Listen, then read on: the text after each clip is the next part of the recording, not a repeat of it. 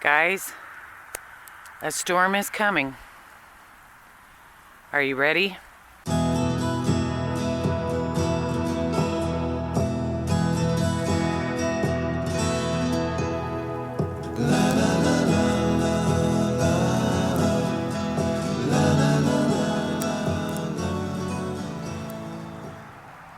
Yesterday morning I woke up to ice falling on the steps. I had to literally salt my steps.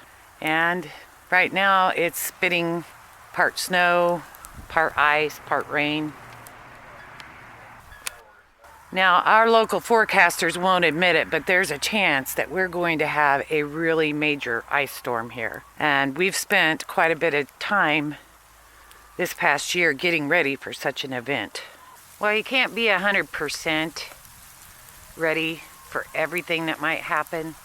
It's good to know that we do have some of those things that we're going to need should the power go out. Back in January of 2009, we lived here at the farm, and we went through an ice storm that caused major damage and lots of power outages.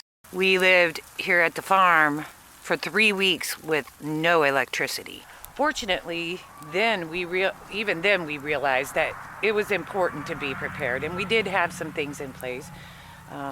We cooked with propane, and we had a wood stove, so we stayed warm and had a way to cook. However, we have a well, and wells require electricity, and we had no water. Even the pond was frozen solid, so we had no way to water our livestock. It was pretty miserable, and we were some of the last people to even get electricity back. But I just want you guys to think about, what would you do? I mean, it's very likely that we're going to have an ice storm somewhere in the United States that's going to cause power outages soon. So my advice to you is start thinking about those things that you're going to need if you don't have electricity.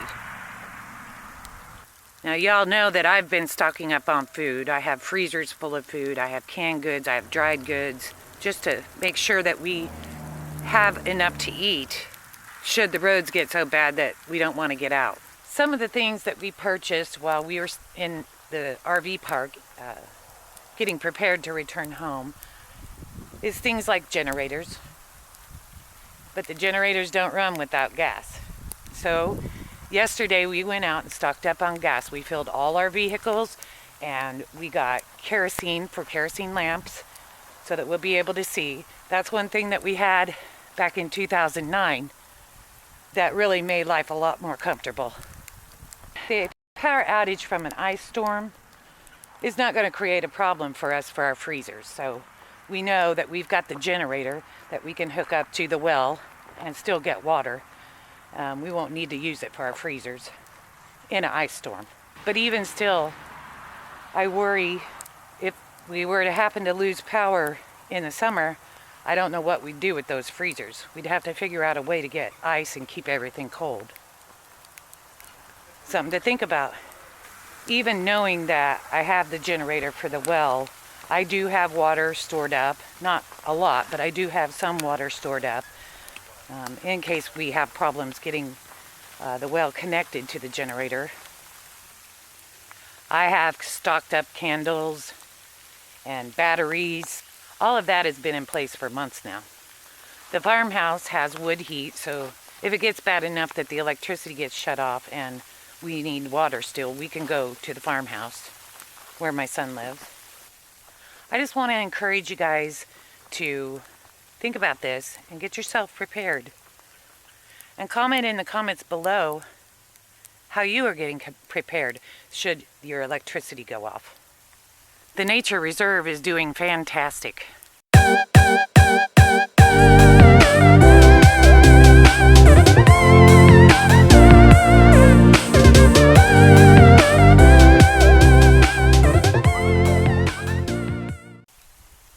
I put the bucket up there so that I could put scraps in and keep Rosie out. And boy, do the raccoons love it.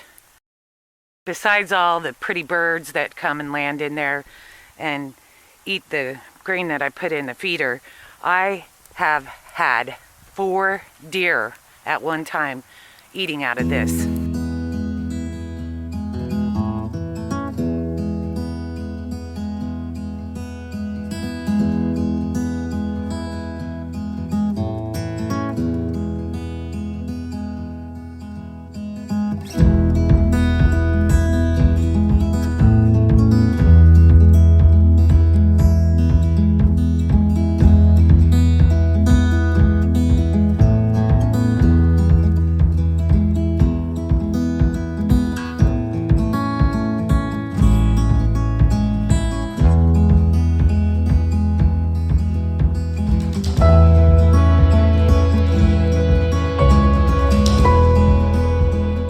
Last week, 2 of my chickens died. I'm having problems with these guys. Real problems. There's just a couple of those 2 chickens were getting so beat up on. Couldn't grow back their feathers. And once they got them started bleeding from pecking them, they just kept on pecking them till they died. So we took and tied the 2 dead hens out in the nature reserve. And guess what got them?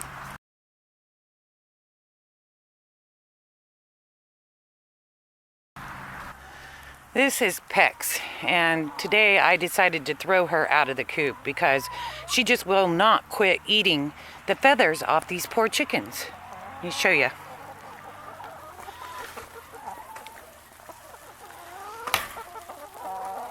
You can see that their feathers are starting to grow back. But if I have a chicken in here that's pecking them off as quick as they grow out, they're never going to get their feathers back. Plus, I stand the risk of this. Look how raw she is from that hen pecking her and eating her feathers.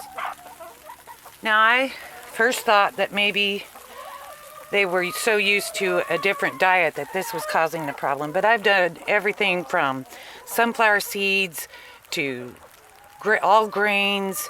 I've brought out high protein snacks for them. I changed their food to a super 20% protein food. And it seems like it's continuing, but only with the one hen. So I'm going to leave her out today and see how everybody gets along with her outside.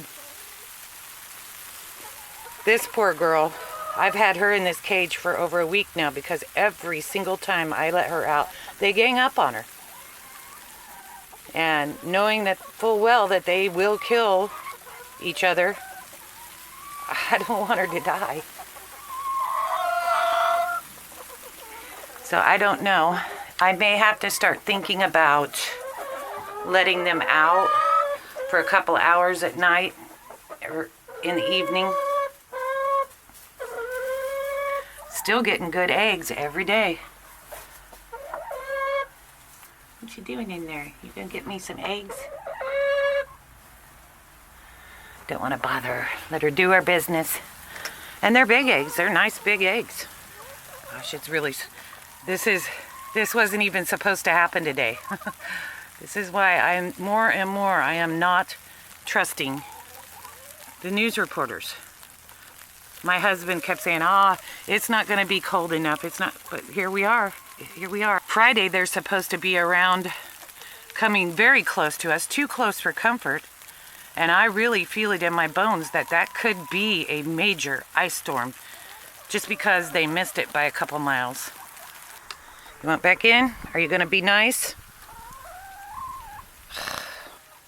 Well, maybe her banishment did some good. Let's see. Nope. She's still going to pick at him. Why is she doing that? Well, at least that slowed down the all-out attack that she was having on that one poor hen. I can't justify leaving her out here in this. So hopefully they'll learn how to get along. If you guys have any ideas about what is causing this, let me know. Because it's pretty awful. Well, I think that's going to wrap it up for today. Snowflakes in my face. My nose has started running. It's pretty now that it's snow. It's turned almost to snow while I've been out here. If it'll just stay snow and not freezing rain or ice pellets.